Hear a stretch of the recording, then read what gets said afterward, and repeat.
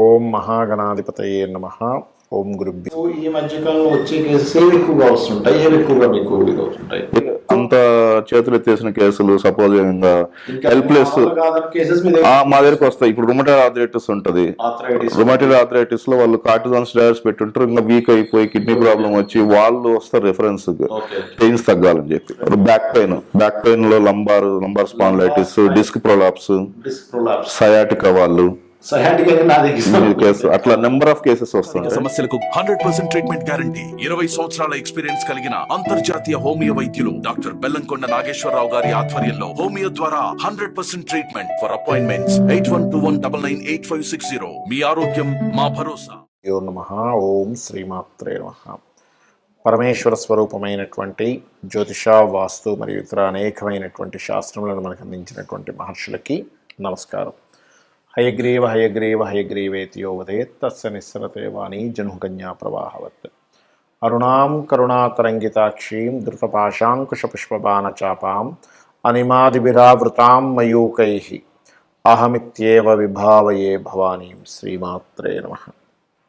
ప్రేక్షకులకి ఆ లలితాంబిక అమ్మవారి యొక్క అనుగ్రహం పరిపూర్ణంగా కలగాలని మనస్ఫూర్తిగా కోరుకుంటూ మనం ఈరోజు చెప్పుకోబోయేటువంటి టాపిక్ ఏమిటి అంటే, చాలామంది అడుగుతూ ఉంటారు, ఏమండి వివాహం చేసేటప్పుడు ఏ నక్షత్రాల వాళ్ళతో చేస్తే మంచిది అని.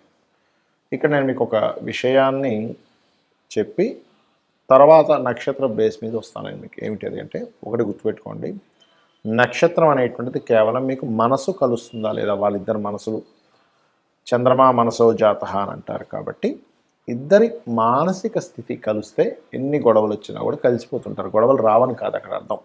ఎన్ని గొడవలు వచ్చినా కూడా వాళ్ళు ఎక్కడా కూడా ఇద్దరికి ఒకరి మీద ఒకరికి నెగిటివ్ ఫీల్ ఉండదు, నెగిటివ్ ఆలోచనలు ఉండవు. అందుకని మనస్కారకులు కలవాలి. అది ఏ నక్షత్రము వారికి ఏ నక్షత్రం వారితో మనస్కారకులు కలుస్తారు అనేటువంటి విషయాన్ని ఇవాళ మనం చెప్పుకుందాం. అయితే ఇక్కడ దీనికి కండిషన్స్ ఉన్నాయి. ఇంకా అంటే ఇద్దరు వ్యక్తులకి వివాహం చేయాలంటే అసలు ఏమేం చూసుకోవాలనేది కూడా నేను మీకు ఆఖరిలో చెప్తాను, వీడియో ఆఖరిలో. కాకపోతే మొదట్లో మాత్రం మీది అశ్విని అనుకోండి, అశ్విని నక్షత్రం వల్ల ఏ నక్షత్రం వాళ్ళతో ఒక స్టెప్, అంటే ఫస్ట్ మనసులు కలిసే స్టెప్, అసలు ఏ నక్షత్రం వారిలో జాతకం చూసుకోవాలి.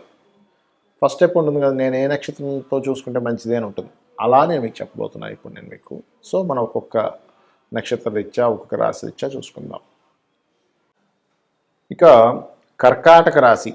కర్కాటక రాశిలో మనకు ఉండే నక్షత్రాలు ఏమిటి అంటే, పునర్వసు 4వ పాదం ఉంటుంది, పుష్యమి నక్షత్రం ఉంటుంది, ఆశ్లేష నక్షత్రం ఉంటుంది. ఈ నక్షత్రాల వారికి అంటే మీది నక్షత్రం కనుక అయితే ఏ నక్షత్రంతో మీ మనసు కలుస్తుంది అనేది కాన్సెప్ట్.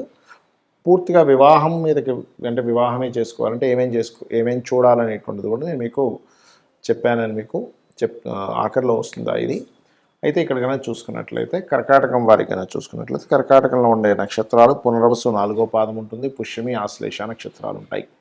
అందులో ప్రధానంగా పునర్వసు 1వ పాదం కనుక తీసుకున్నట్లయితే 4వ పాదం కనుక చూసుకున్నట్లయితే, అంటే మొదటి నక్షత్రం పునర్వసు 4వ పాదం కనుక చూసుకున్నట్లయితే వీరికి అశ్విని, అదేవిధంగా కృత్తిక, రోహిణి, మృగశిర మరియు పునర్వసు 4వ పాదము, కొంతవరకు పుష్యమి కూడా పనికి వస్తుంది. బట్ పుష్యమి నక్షత్రం చేసుకునే వాళ్ళు వాళ్ళ జన్మజాతకం పరిశీలన చేయాలని చెప్తున్నాను పర్టికులర్గా. అండ్ అదేవిధంగా ఉత్తర 2, 3, 4 పాదాలు, అదేవిధంగా హస్త, చిత్త, విశాఖ, పూర్వాషాఢ, ఉత్తరాషాఢ. అయితే పూర్వాషాఢ కొంచెం చూస్ చేసుకోవాలి. శ్రవణం, ధనిష్ట 1, 2 పాదాలు, అదేవిధంగా రేవతి నక్షత్రము, వీటితో సంబంధాలు కుదుర్చుకోవచ్చు. ఇక ఇదే రాశిలో పుష్యమి నక్షత్రం ఉంటుంది. ఈ కర్కాటక రాశిలో పుష్యమి నక్షత్రం విషయంలో మాత్రం పర్టికులర్గా కొన్ని జాగ్రత్తలు తీసుకోవాలి. అదేంటో కూడా చెప్తాను. పుష్యమి నక్షత్రానికి కొంత వివాహ సంబంధించిన విషయంలో కొంత ఇబ్బంది ఉండే యోగం ఉన్న నక్షత్రం అంటారు. అందుకే ముహూర్తాన్ని కూడా వాడరు. కాబట్టి మీరు ఏ నక్షత్రాలతో చేసుకుంటే బాగుంటుందో చెప్తాను. పుష్యమి వారు భరణి, అదేవిధంగా భరణితో అంటే మనసులు కలుస్తాయి.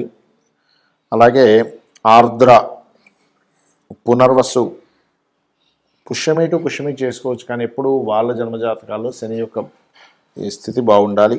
అదేవిధంగా ఆశ్లేష,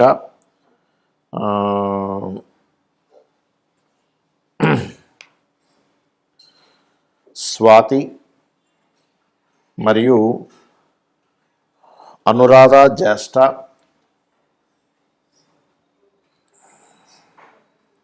శతభిషం మనకి రాదు, రేవతి, ఉత్తరాభాద్ర, రేవతి. అండ్ కొంతవరకు ఈ పుష్యమి నక్షత్రం వారికి పూర్వాభాద్ర కూడా పనికొస్తుంది, అందులో ఇబ్బంది ఏం లేదు. కాకపోతే కొంచెం ఈ శని గురు నక్షత్రాలు అయినప్పుడు కొద్దిగా చూసుకుంటూ చేసుకోవాలి.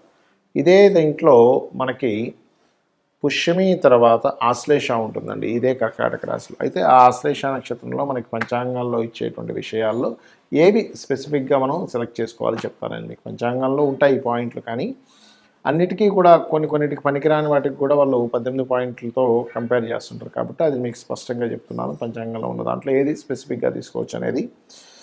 అయితే ఇందులో ఆశ్లేష వాళ్ళు చూసుకున్నట్లయితే భరణితో చేయొచ్చు, భరణి, కృత్తిక,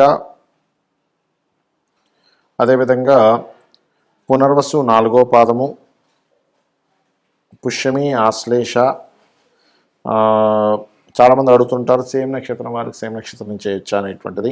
సో చేయొచ్చు, నో ప్రాబ్లం. కాకపోతే ఆ నక్షత్రాధిపతి బాగుండాలి. అదేవిధంగా అనురాధ, జ్యేష్ఠ,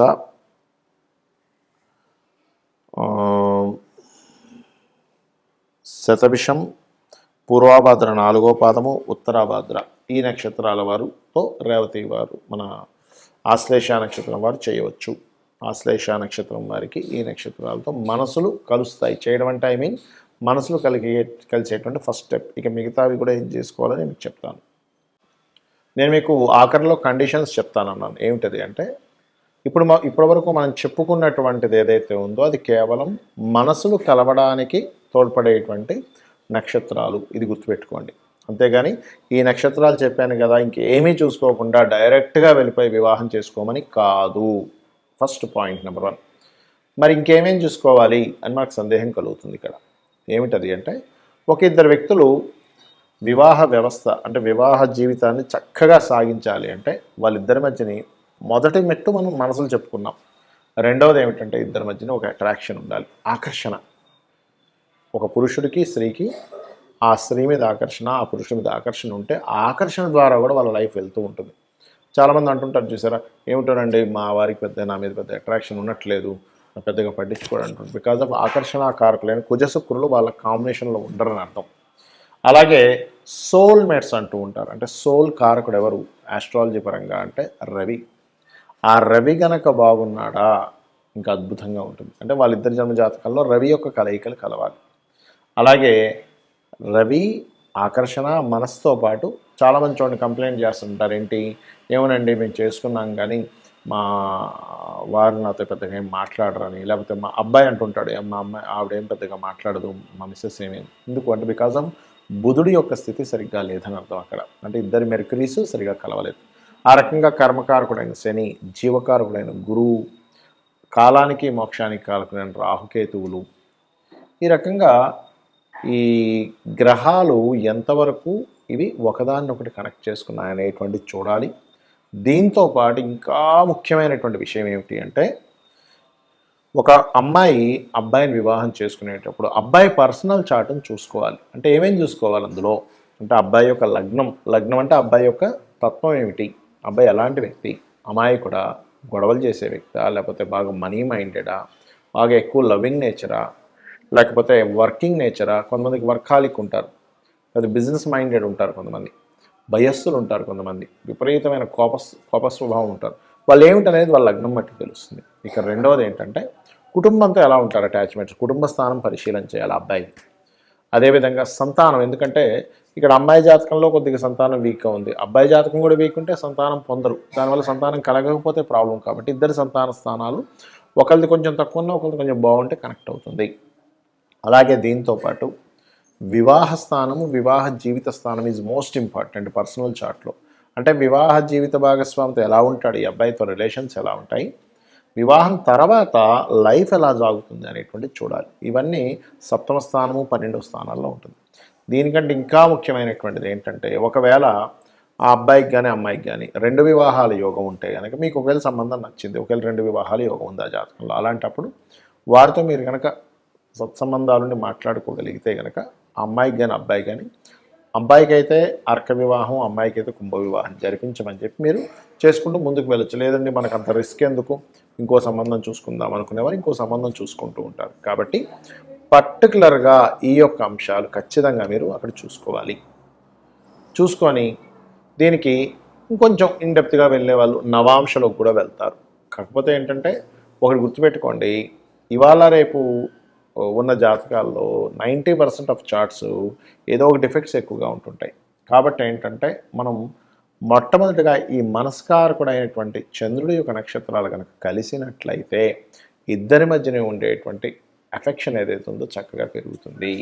కాబట్టి ఈ రకంగా చూసుకొని మీ యొక్క వివాహ జీవితాన్ని చక్కగా సరిదిద్దుకుంటారని కోరుకుంటూ, అదేవిధంగా మరొక విషయం ఏంటంటే, వివాహం కావట్లేదు అనుకునేవారు శ్రీ కామేశబద్ధ మాంగళ్య సూత్ర శోభిత కందరాయ నమః అనే మంత్రాన్ని, వివాహమై ఇబ్బంది పడుతుంది అనుకునేటువంటి వారు శివకామేశ్వరాంకస్త శివాస్వాధీన వల్లభాయ అనే మంత్రాన్ని కనుక చేసుకున్నట్లయితే మీ వివాహ జీవితం అద్భుతంగా ఉంటుంది. ఆ యొక్క అమ్మవారి అనుగ్రహం వల్ల. శ్రీమాత్రే నమః.